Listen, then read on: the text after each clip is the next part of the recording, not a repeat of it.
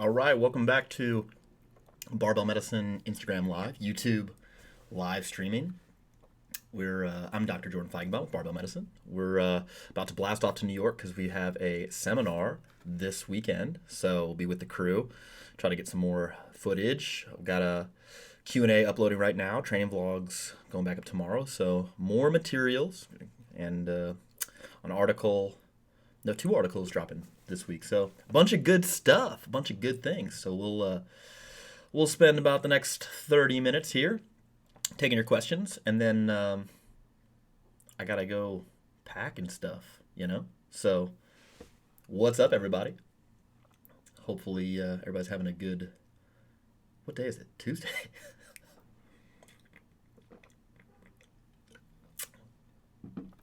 Are you still natural if you use SARMs? So SARMs are selective androgen receptor modulators. None of them are legal in drug-tested sports, as long as that drug-tested sport is under the purview of either USADA or internationally WADA, and they're using those same rules. Also, none of them have been approved for clinical use yet. They're only in clinical trials. And that being said, if you try to find objective information about them, you'll find that there's not that much. The literature is very sparse because this stuff's very new, and so then you have to result to go to forums and listening to people you don't know their credentials, talk about these things, and those forums are actively pruned of any negative comments because those forums are part of websites that actually sell this stuff. So I think that if you're considering using selective androgen receptor modulators, you're basically you're a candidate for PEDs. I don't know if you should or shouldn't use them. That's there's many layers to that. But if you have to ask if you're natural, if you use SARMs, I think that it's highly likely you probably shouldn't use them. Yeah, that's my question. Let's see.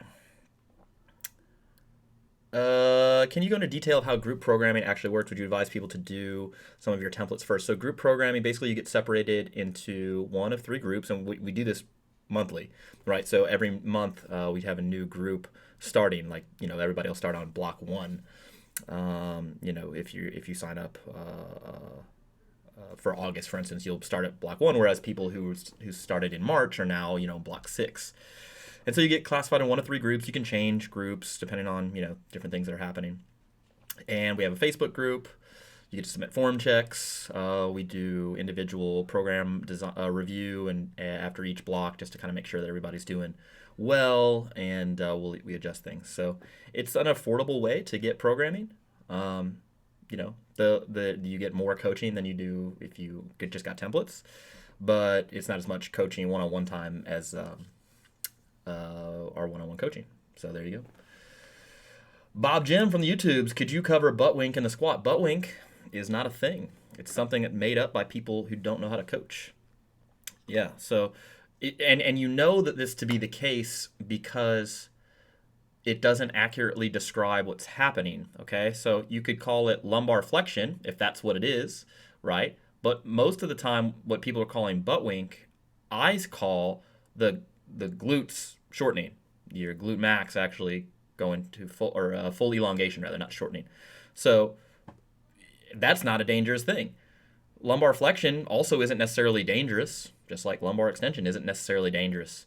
We got to really couch what we say in evidence. And if you're just trying to say that flexion or extension is dangerous or not dangerous, I feel like that's a slippery slope that I wouldn't be comfortable going down. So butt wink, I think, is not a thing. We can discuss other parts of the squat. But all right. Hey, Jordan, when do you think is the best time to supplement BCAAs on non-training days? I probably wouldn't supplement BCAAs on those days. Yeah. Kyle Evans says, my wrist rolled forward on the bench today and you dropped 280 pounds on your chest. Are you going to die? Well, you might. I mean, you're going to die for sure. Are you going to die from the bar hitting you in the chest? Well, not necessarily, but the good thing is you won't know if it's about to happen because you'll just die. Yeah, I mean, there's a bunch of issues you have with dropping a bar on your chest.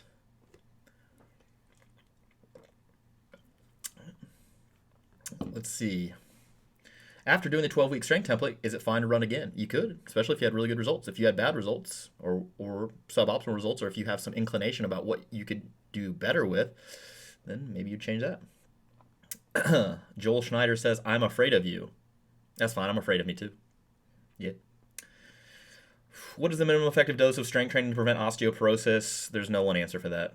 My wife wants to lift as little as possible, but also not break a hip someday. That's weird. I'm not saying your wife is weird. I mean, she may be weird, but I can't comment on that intelligently. But if your training is not set up to improve some outcome,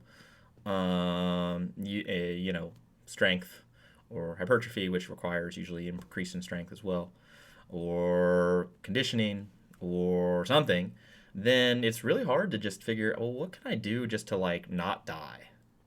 And so that's that's kind of how I hear that question. Like, what's the minimum effective dose for osteoporosis? We don't know. It's how sensitive is a person to the training, Let's see. Justin Reyes asked, did you learn to break down research papers in graduate school or simply by reading tons of papers and trying to think critically? I think that's a good question. I mean, I probably read more papers. Well, I probably read more papers this past year than I read when I was getting my master's degree, but, that's neither here nor there. That's just, I enjoy them. As far as learning about them, I'm still learning. I think the more stuff that you're exposed to, the better you get at interpreting it, the better you get at recognizing patterns, the better you get at, being able to say if something is legit, the methods are legitimate or not. So yeah, I think the repeated bout effect is really good for papers. Any benefits to taking collagen protein powder supplements? Well, the protein is not terribly useful, insofar as muscle building, but there's some evidence that taking supplemental collagen, I think it's 12 grams, 30 minutes to an hour prior to resistance training can increase collagen remodeling. And to the extent that that's clinically relevant depends on if you have some sort of tendinopathy that you're trying to treat. Hey, Doc. Where did it go? Hey, Doc, just wanted your input on some back pain, lower right, just above the glutes, possibly tweak something to impress 3.0. Doesn't hurt that bad, maybe 4 out of 10 pain-wise. Any input and management? No, not really. So, there's 3 major inputs into pain. One is, and we call it the biopsychosocial model. Biology would be any sort of actual biological cause, tissue related stuff. Psychological and social is everything else. Do you have a biological cause of nociception and subsequently you're having a pain experience second to that? So the biological stuff's not causing the pain. There's secondary factors that have to be in place to cause for you to actually have a pain experience. You can have nociception and then no pain, and you could have no nociception and pain. So in any event, what would I do differently? Nothing. I mean, I don't know anything about your case. I don't think you tweaked anything. The having pain is, not unique. I would probably just ignore it unless things change. Usefulness of training low bar squat and conventional deadlift if you're training Oli. Just the way that's asked sounds strange to me. So I don't think that the low bar back squat is necessarily better or worse than a high bar back squat. I think that if you have an Olympic lifter who is competing in Olympic lifting meets, right, then they should pick a squat variation that allows them to get stronger in the squat. Does high bar carry over better to Olympic weightlifting? I mean, by convention, you could make the argument that it does based on what everybody else is doing, but that doesn't mean that low bar doesn't work equivalently as well. My feelings on this echo my feelings on the bench press, like grip and width and style. People will say, well, a wider grip decreases your range of motion, and that's advantageous for weight on the bar. And I'm like, well, not necessarily. You need to pick a variation of the squat, high bar or low bar, that allows you to train the squat most consistently over a longest period of time without any undue or injuries or gaps in training. And some people find that a high bar squat that just fits better with their style. And that's fine. You can live a full and complete life just doing high bar. Other people, it would be low bar. I think most Olympic lifters default to high bar. And I don't think switching somebody who can squat very well high bar So I don't think switching them to low bar is necessarily going to change the game. I think their programming probably needs to be set up so that their squat's getting stronger, and they should probably deadlift. I mean, like, unless they're really, really strong already off the floor. If they have a really good deadlift, then you probably don't need to commit so many resources to training their deadlift. But if you never deadlift and you're not, pulling, you don't have a really strong deadlift by not training it. See all those weightlifters from other countries who post impressive deadlifts on Instagram without having trained it. And I think you got to train your deadlift to get stronger. Let's see, John Gonzaba. How did you train while in medical school? I trained 4 to 5 days a week, 2 to 3 hours at a time. I didn't have to make any, really med school specific changes to my training. Yeah, you'll have plenty of time to train. When going down to pick up the bar for the deadlift, is it important to be completely vertical with little or no forward knee travel? No, that's incorrect. If you have little to no forward knee travel, that's wrong. I mean, it depends on your anthropometric measurements. So how long your femurs are, your tibia length, where the ankle joint is in relation to your foot, because that can vary quite a bit front to back. So that's why, when discussing using heels, pulling in heels, for deadlifts, the claim is, oh, you use more quads, and it's, no, you don't. Unless there's more weight on the bar, and the range of motion is the same. But if you elevate the heel, right, the ankle is now on a plane, an angled plane, and some folks have an ankle joint that's further forward or further backwards than another, and you could theoretically set a human up who's going to have a really, really steep, tibia angle, and they may in fact have a very significantly closed knee joint, and subsequently have to use a lot of quads to get the bar started. I don't think that's doing them any favors for deadlift strength overall, but if they're not going to compete, you're not really worried about how much weight they pull in absolute terms. You're worried about training effect, and I don't think there's a huge difference in training effect unless they can't train that deadlift variation with shoes productively, consistently for a long period of time. So the most important thing about picking a variation that you're going to prioritize is that you can do it consistently for a long period of time without having to take breaks due to the actual nature of the movement itself. So if you got a person who low bar squats, and then every third week their shoulders and elbows are on fire, and that is doesn't get fixed with coaching, they can't fix it with coaching, then just keep having them continue to do low bar squats because you read some book that told you that low bar squats were good. That's mismanagement. That's malpractice, malfeasance. And Jordan is my favorite. He is the best. I want to kiss him. I don't even like myself that much. That's wild. Still haven't heard back on my rep counter internship at Barbell Medicine. You gonna move to Santa Cruz? Hey Jordan, just started using PeriRx pre and post workout. Is it cool if I have my post workout serving 30 minutes for a meal with whey? You could, if you want.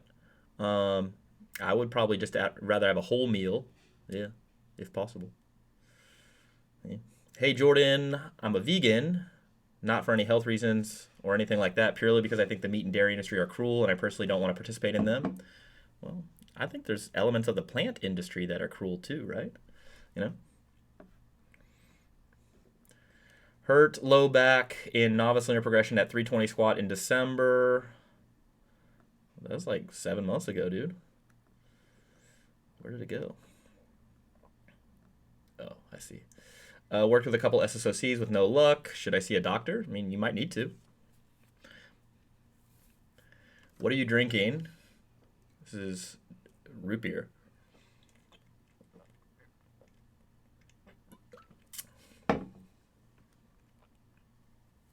For glute ham raise, is it better to load them weight to chest or increase reps, aka feel the burn, in the context of increasing general strength and improving the squat and the deadlift? I don't think it matters.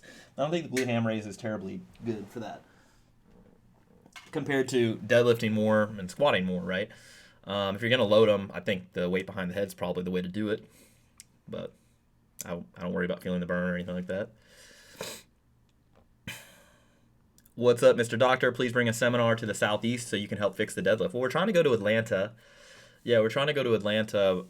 Alex Kennedy's gym. So Alex Kennedy is a starting strength coach. We're good friends. Well, and we'd like to go there, but the problem is if we go there, then Rip's gonna disown him. He's a starting strength gym, so they'll disaffiliate. He'll get in trouble. Yeah, that happened to a seminar that we had scheduled in Austin, Texas, or I think it was Austin or Dallas. Yeah, did the same thing, and then so they canceled on us, and now we're suing them. Not starting strength, but the gym. In any event, yeah, it's unfortunate because we're just trying to, you know, get the message out, help more people get strong, and help other people. And I find this stuff fairly petty.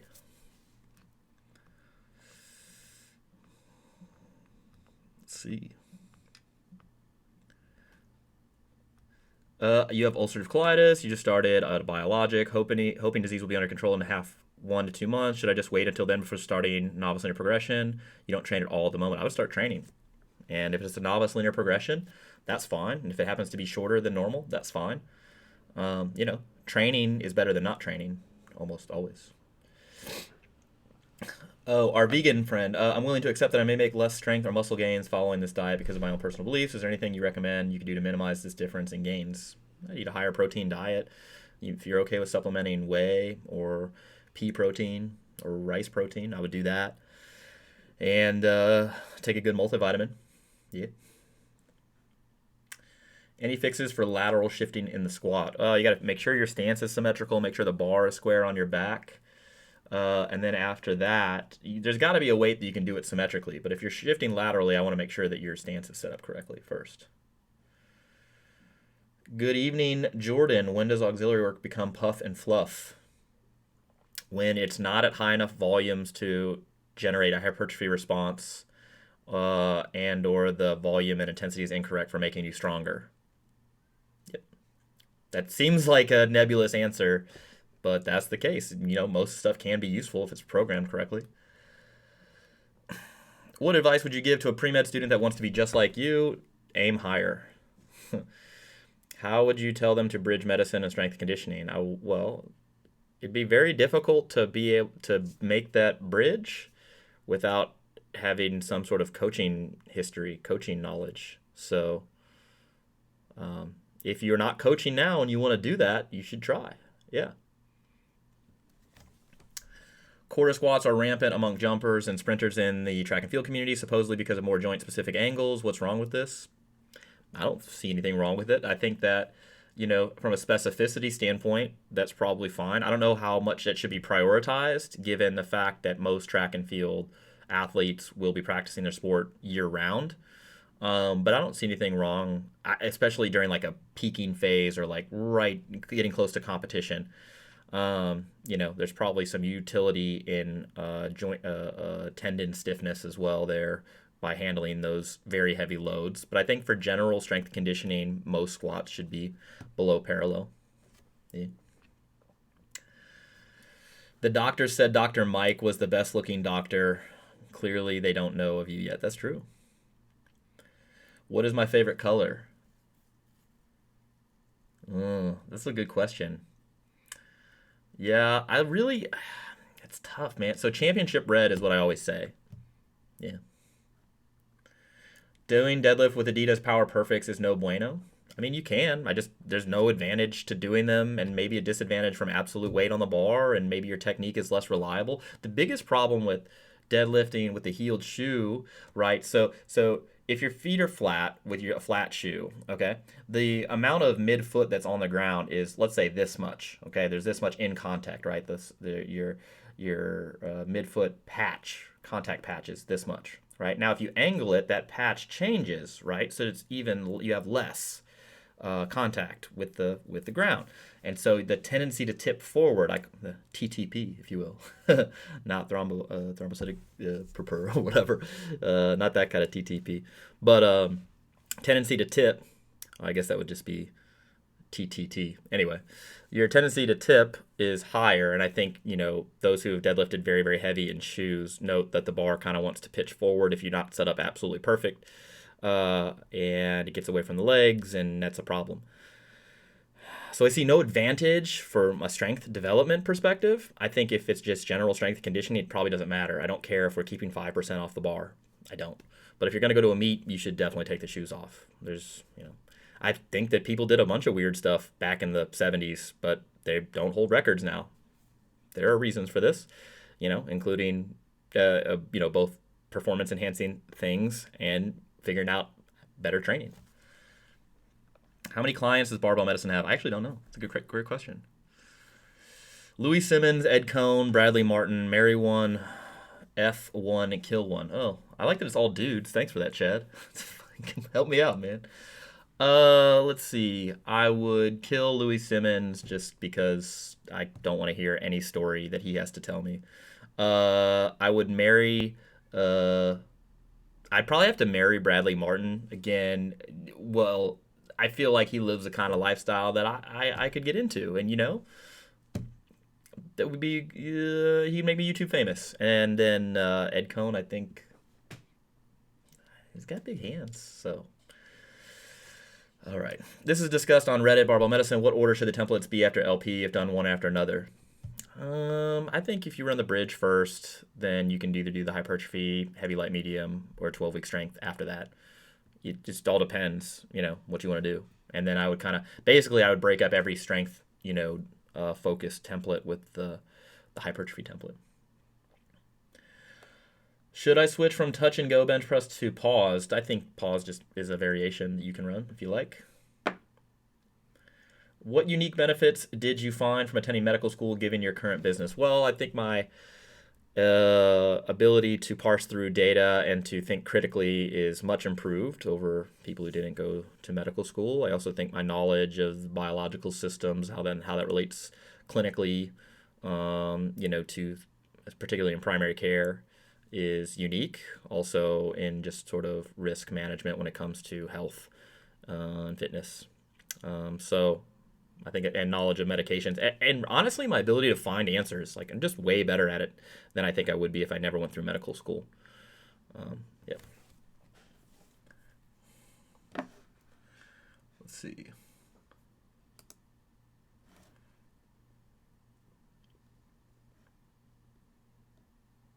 Thoughts on Guru Poliquin? In the 90s, he used to do some methods of training and protocols that weren't shown or backed by science and got huge results. I don't think that's the case at all. He claims BCA studies do not use enough dosage. I think Poliquin is off the reservation.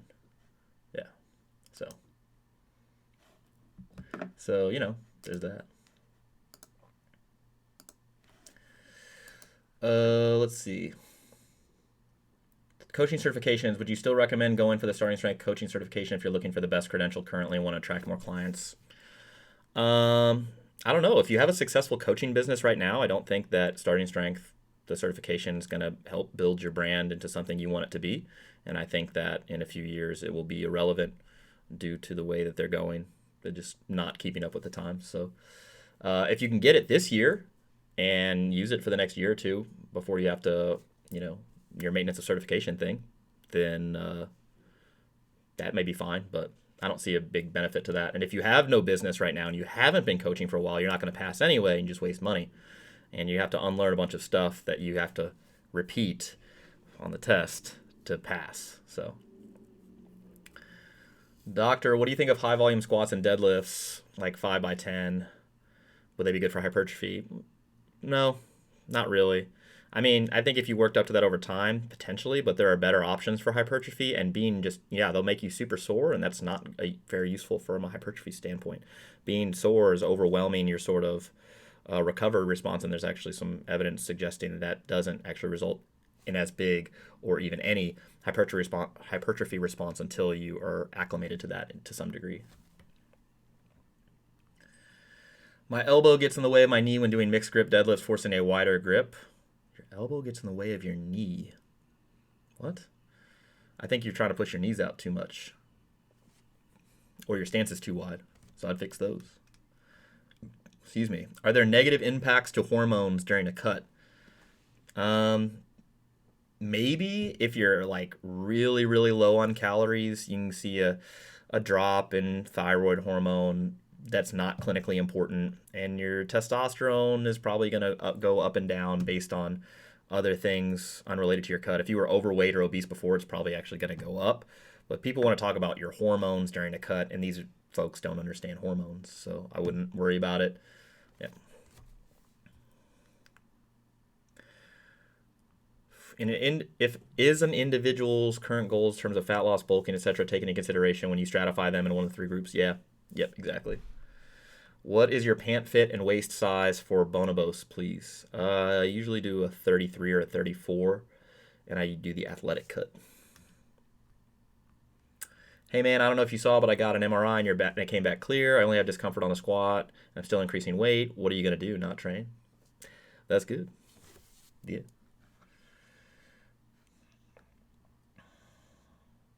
Hi Jordan, what is your opinion on pulling sumo while doing the bridge? That's fine. Many of the templates say something like a good amount of time in order to run the program. About to start DO school. Don't hate me. No, I almost went to a DO school. I almost went to KCUMB. Yeah. So I was signed, sealed, delivered there. It's actually funny when I got into medical school. So I got accepted to KCUMB.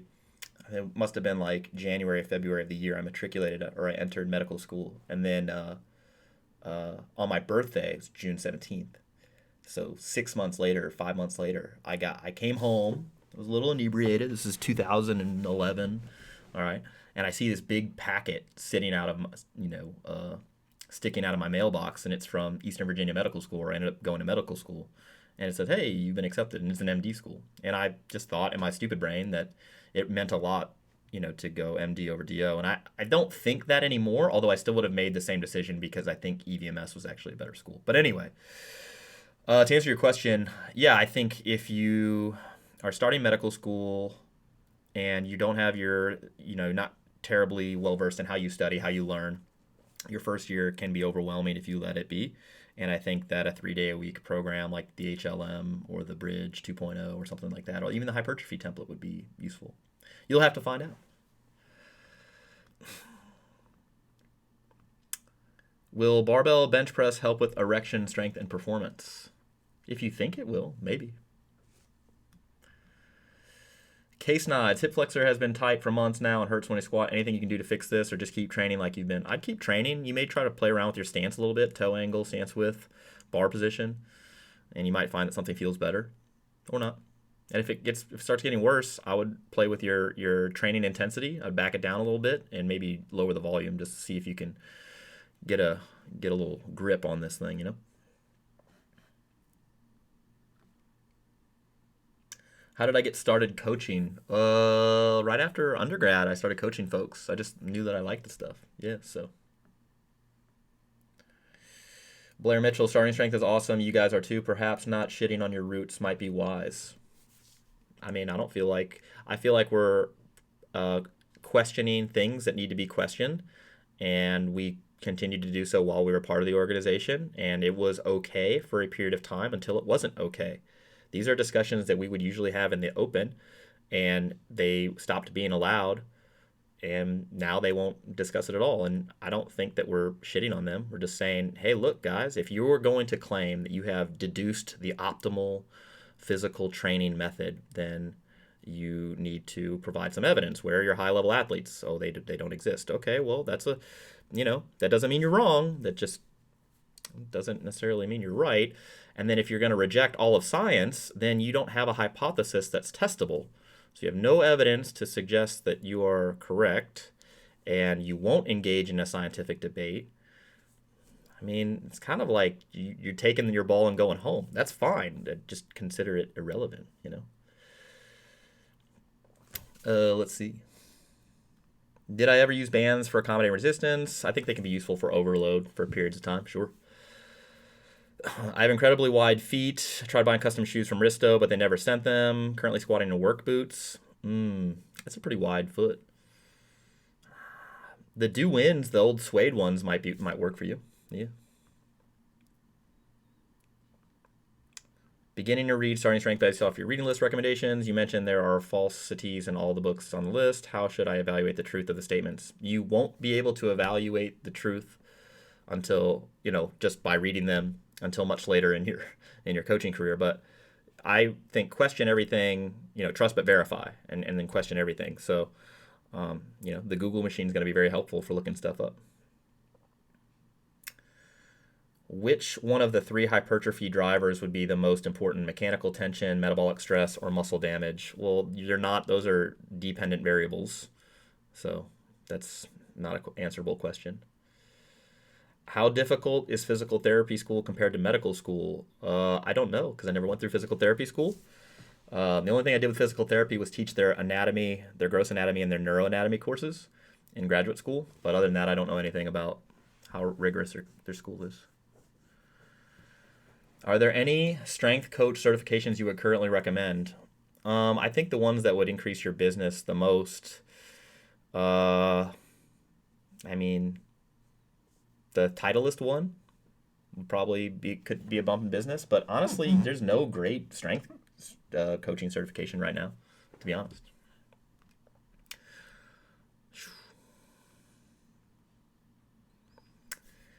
As a scientist that is meticulous about experiments and data interpretation, I get so pissed off when people make sweeping statements about all scientists being biased and unreliable.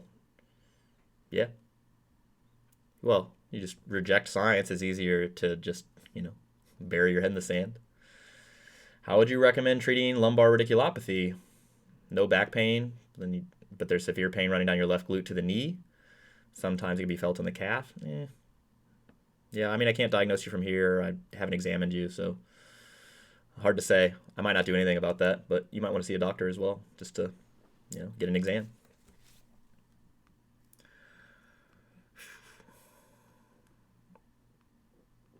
Think I may have an umbilical hernia. Any thoughts on recovery time from the surgery to repair? No, I don't.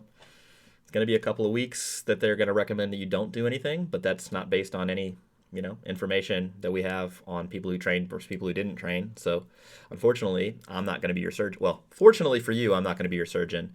Unfortunately for you, I'm not well-versed and, I don't have like 1,000, umbilical hernias that I've repaired, and I know how this normally goes from a recovery time. So I don't really know.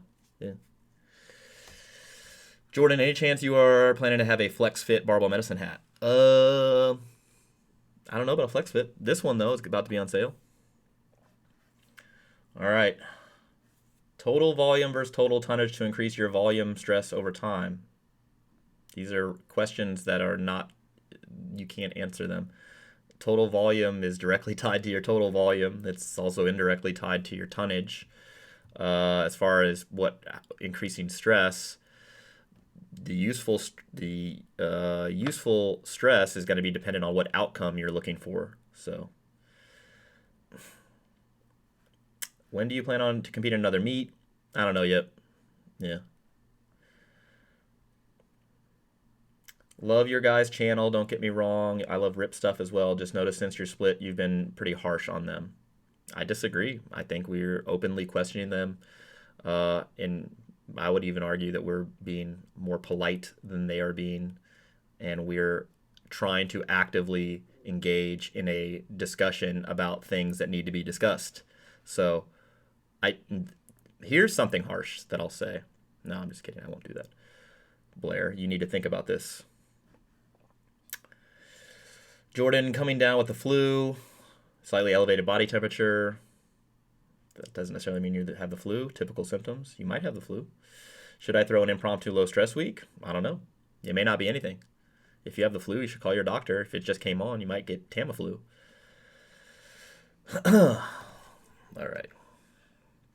Guy at local Planet Fitness here in New Hampshire got arrested for stripping down and doing yoga in a crowded gym. What are you going to do? Not do nude yoga? I guess not. That's funny.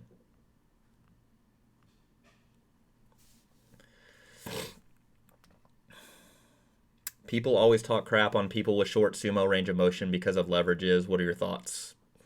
The range of motion decrease is probably, it's some non-zero number, but is it significant enough to alter non-deadlift related training outcomes pertaining to strength or speed or anything like that?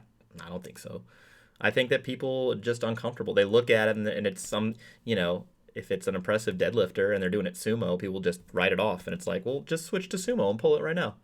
Oh, you can't. Oh, I think it's very short-sighted.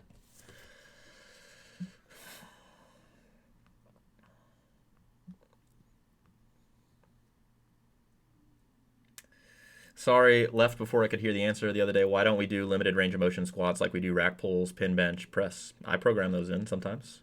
Yeah.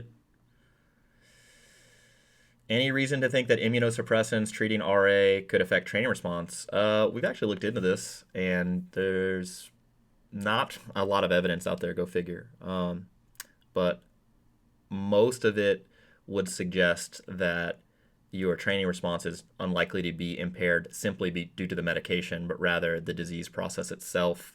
Although the main thing is that you wouldn't be able to train as much as you'd want to or should.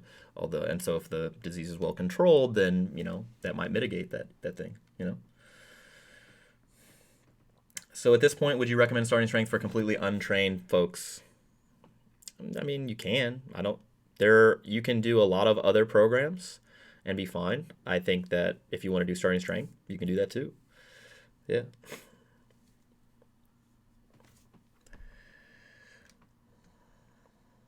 Is there anyone that doesn't develop elbow pain from long-term low bar squatting? Sure. Yeah. Why do you think you have a relatively strong deadlift and Baraki has a relatively strong squat? Anthropometry, sensitive to lifts training, different histories of training. Just probably preference. Maybe anthropometry as that plays into it. But I've squatted 640 before and 640 in a meet and 600 in knee sleeves in training. I think just general differences in what we prefer. I prefer deadlifts to squats if I had to pick one. All right. I got to shut it down. We've been here for a little over a half hour. I know it's a short one, but I got a dinner planned. So you guys are great. Thanks for tuning in. If you're on YouTube, or if you're let me repeat. If you're on Instagram, make sure to go over to YouTube. Drop us a question in there. Austin and I are going to record a bunch of stuff in New York. So if you have some questions in there, we'll just do a little Q&A. And we'll post it up on the tubes. Tomorrow, our Q&A from Santa Cruz will be up on YouTube and some training vlog footage. And thanks for tuning in. See you guys later.